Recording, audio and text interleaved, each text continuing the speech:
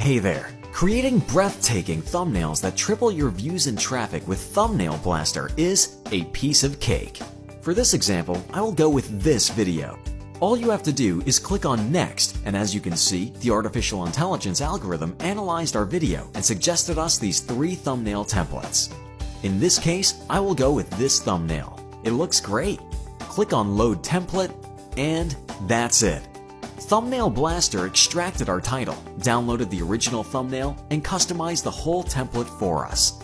If we want, we can simply use it as it is and save it. But let me show you how powerful our editor is.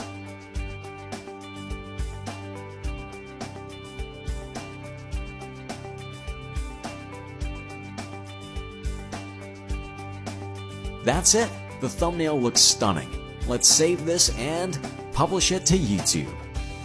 There it is. The thumbnail that we just created in a few seconds is now published and active on our YouTube video. Just take a look on how it looked before and how it looks now. Amazing, right? You see, it's that easy to triple your click-through rate, your views, and your traffic.